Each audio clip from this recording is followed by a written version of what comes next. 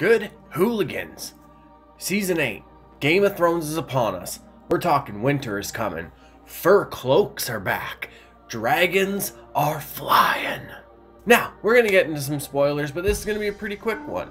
As far as the reunions go, a lot of them just come with this extra baggage as far as whether it's political ties or just people don't like each other because of the history of the Targaryens. And it's just, yeah, right now, the Stark family is kind of on opposite sides in a way, as far as the way they're looking at this war with the dead. But I will say, seeing Bran and Jon see each other again, Arya and Jon, it's just, those are beautiful moments, especially Jon and Sam. Samwell Tarly, come on now, he one of the heroes. But like I said, with all these reunions and everything comes people remembering the history of the Targaryens, or knowing kind of what Daenerys has done, or in Sam's case, just finding out upon this first meeting with her, which was so sad. When Sam finds out about his dad and brother, it's just. And an interesting thing about that moment, if I remember correctly, that's really the first time that Daenerys has had to actually kind of speak with one of her someone she's killed in battle. She's had to now speak with a family member, you know what I mean, a surviving family member of somebody you killed or executed.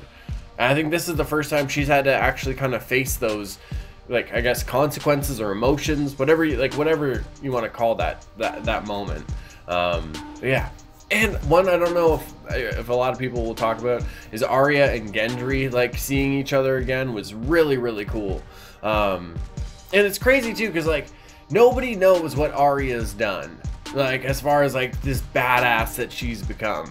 But at the same time, as far as she is a badass and everything, but there's this enemy on the horizon that she has never faced. That you can't just impersonate a white into the battlefield, you know?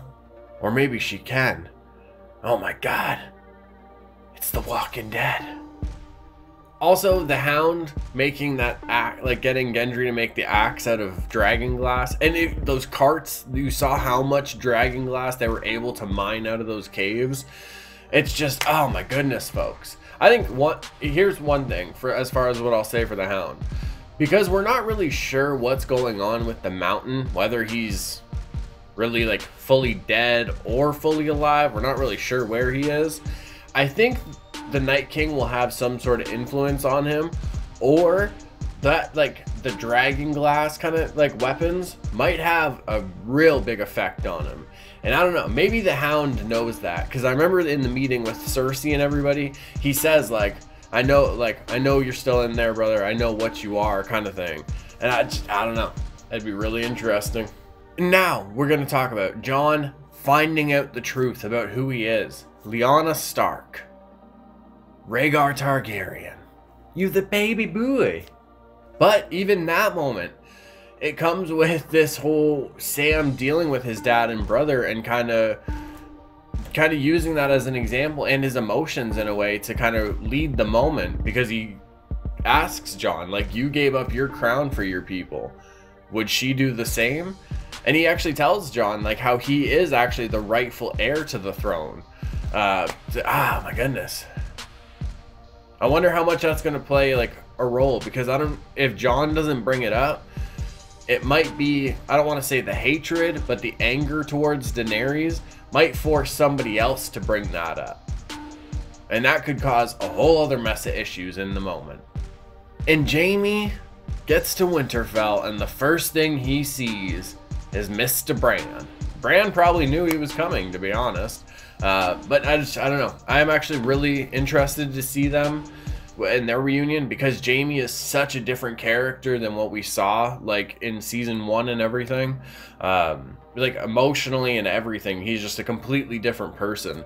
So I think it'll be really, really interesting to see him and Bran kind of talk about everything. And it's one of those things that because Bran is the three-eyed raven now and everything, he might feel that it's kind of I don't know, he might forgive Jaime, or he might even thank Jaime for, like, you know what I mean?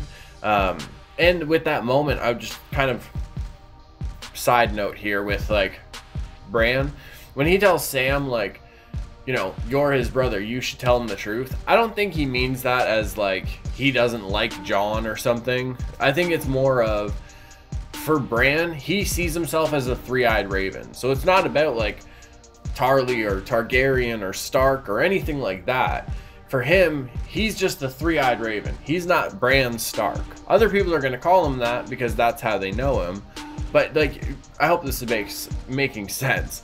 But I think that's kind of what he meant. It's just like, I'm this other being that kind of sits on the outside for now.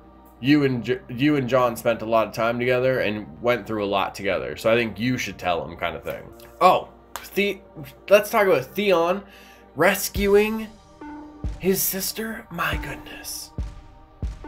I am very, like, he's going to Winterfell. And I think him and Euron are gonna have a showdown. And I don't know. If I had to, like, say, like, I think Theon and Euron will probably end up dying, killing each other somehow. Or, like, I don't know. Theon's got that fucking underdog fire in him, you know what I mean? Cersei acquiring the Golden Company to, like, help fight whatever war she's going to.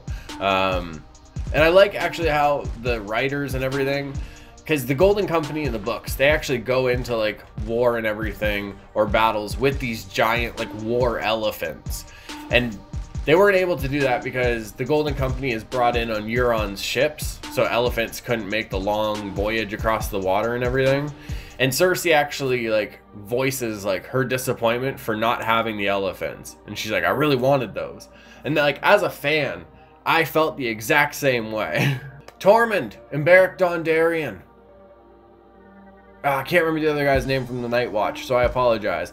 But, one, they survived, so that's awesome. Really need a Tormund, Brienne, and Hound scene now. That's what I need. But they are like, oh my goodness. When they see that kid on the wall, just with all the limbs, and it's in that, like, first men, like, symbol and everything, that was intense.